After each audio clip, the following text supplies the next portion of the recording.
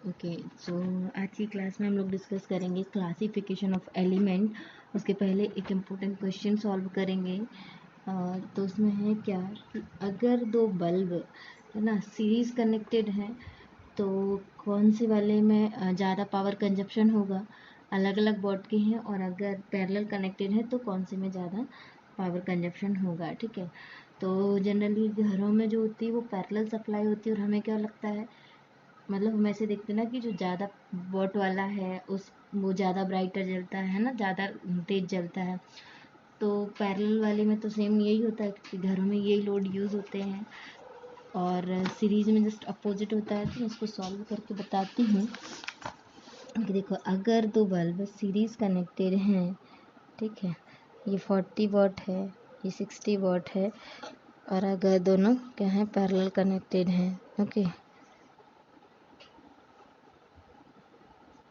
तो होगा क्या। ओके, देखो सीरीज कनेक्टेड है, करंट आई फ्लो हो रही है, तो हम प्रूव करेंगे कि किस में ज़्यादा होता है। तो अगर पावर निकालेंगे तो फर्स्ट वाले में इसको हम 40 वोल्ट के अक्रॉस हम पावर निकाल रहे हैं, तो क्या हो जाएगी, आई स्क्वायर आर होती है, तो आई तो सेम ही रहेगा, आर जो होगा इसमें क्या होगा, रेजिस्टेंस वो होगा। ठीक है, और ऐसे ही हम निकालेंगे पावर 60 वॉट की, तो ये क्या होगा, आई स्क्वायर आर ऑफ 60 वॉट। ठीक है, अब इसमें देखो कि सीरीज कनेक्टेड है, इन दोनों में से जिसका रेजिस्टेंस ज़्यादा होगा उसकी पावर कम होगी, ये बात तो सही है। तो रेजिस्टेंस किसकी पावर कम है, इस वाले की पावर कम है, इसकी कम है, इसकी ज़्यादा है, तो रेजिस्टेंस जस्ट अपोजिट होगा। तो जो आर ऑफ 60 वॉट है वो कम होगा और आर ऑफ 40 वॉट है वो ज़्यादा होगा। ठीक है, तो अकॉर्डिंग टू दिस पावर, एक सेकेंड, ठीक है, ओके, तो देखो एक बात ये है कि अगर पावर ज़्यादा है तो रेजिस्टेंस उसका कम होगा दोनों में से, इसकी पावर कम है तो इसका रेजिस्टेंस ज़्यादा होगा। ठीक है, तो ये निकाला हमने। अब इस बेस्ड ऑन दिस कंसेप्ट हम क्या देखेंगे कि ये तो आई तो दोनों में सेम है, तो इसके हिसाब से क्या हुआ, जो पावर है इसमें वो आर के प्रोपोर्शनल जैसे लग रही। तो अब इधर से अगर हम देखेंगे तो सीरीज़ कनेक्टेड जब रहेगा तो पावर किसकी ज़्यादा रहेगी, पावर ज़्यादा रहेगी 40 वाट की।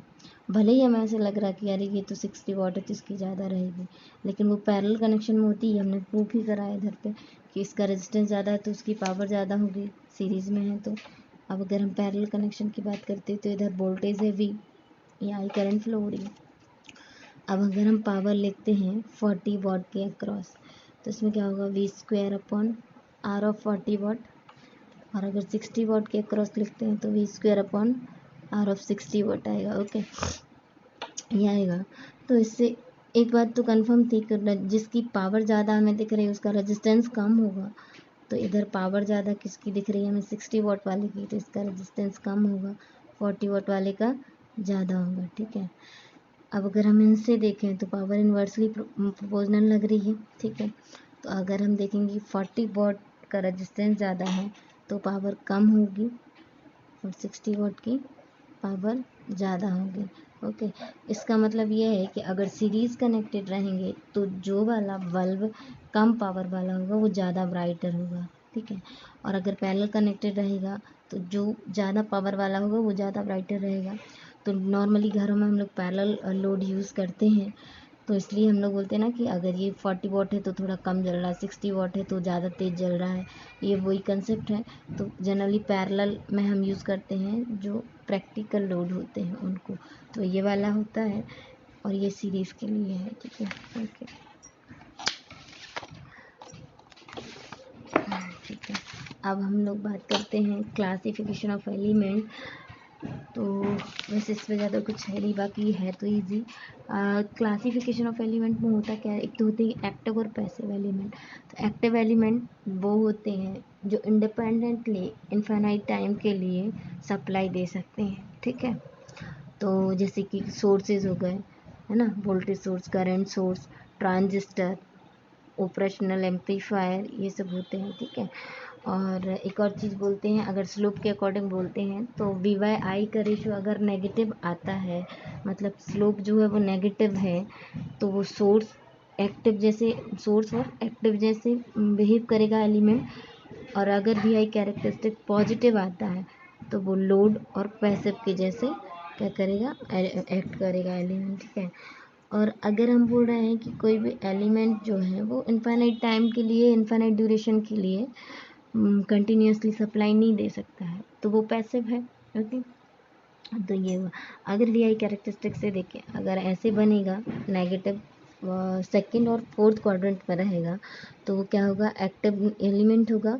और अगर फर्स्ट और सेकंड क्वाड्रेंट में होगा, दैट इज पॉजिटिव स्लोप होगा, तो वो पैसिव एलिमेंट होगा, ठीक है। और अच्छा, पैसिव एलिमेंट के भी एग्जांपल हैं register, inductor, capacitor, register, inductor, capacitor और बल्ब, ठीक है। अब हम बात करते हैं बाई डायरेक्शनल और यूनी डायरेक्शनल एलिमेंट की, ठीक है। तो बाई डायरेक्शनल एलिमेंट में क्या होता है कि अगर वोल्टेज और करंट का रिलेशन जो है दो अपोजिट क्वाड्रेंट में सेम होता है तो वो बाई डायरेक्शनल होता है, ठीक है। और अगर नहीं तो यूनी डायरेक्शनल होता है। तो जैसे रजिस्टर, इंडक्टर, कैपेसिटर है वो बाई डायरेक्शनल होते हैं। और अगर हम बात करते हैं डायोड का, तो डायोड का कैरेक्टरिस्टिक ऐसे बनता है, तो ये यूनी डायरेक्शनल हुआ, ओके।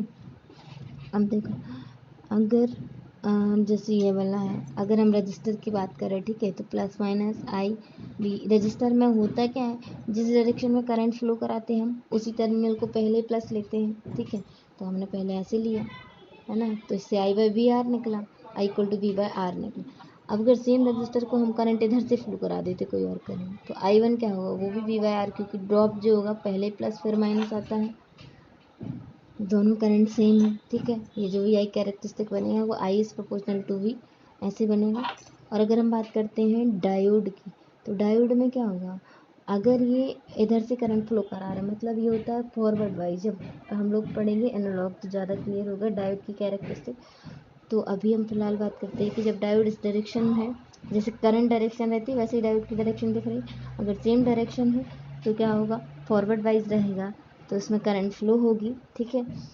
और अगर रिवर्स वाइज है, उल्टी करंट फ्लो करा दी, तो ये ओपन सर्किट जैसे बिहेव करेगा। रिवर्स वाइज में इसमें करंट फ्लो नहीं होगी, तो ये दोनों करंट इक्वल नहीं होंगी, और फॉरवर्ड वाइज में तो फ्लो होगी, तो इसलिए ऐसे बनाया कर, और इसमें नहीं होगा इसलिए ऐसे बनाया, ओके। तो मतलब ये कैसा हुआ, यूनी डायरेक्शनल हुआ। अब हम बात करते हैं लंप और डिस्ट्रीब्यूटेड एलिमेंट की। तो लंप एलिमेंट जो है उनको हम कंसीडर कर सकते हैं सेपरेट एलिमेंट के जैसे, है ना, जो कि बहुत छोटे छोटे होते हैं, जैसे कि रजिस्टर, इंडक्टर, कैपेसिटर। लेकिन डिस्ट्रीब्यूटेड एलिमेंट जो होते हैं वो ट्रांसमिशन लाइन पे इलेक्ट्रिकली, जो ट्रांसमिशन लाइन है उस पर इंटायरली कनेक्टेड रहते हैं पूरे, है ना, वो होते हैं। तो एग्जाम्पल है उसका डिस्ट्रीब्यूटेड एलिमेंट का ट्रांसमिशन लाइन।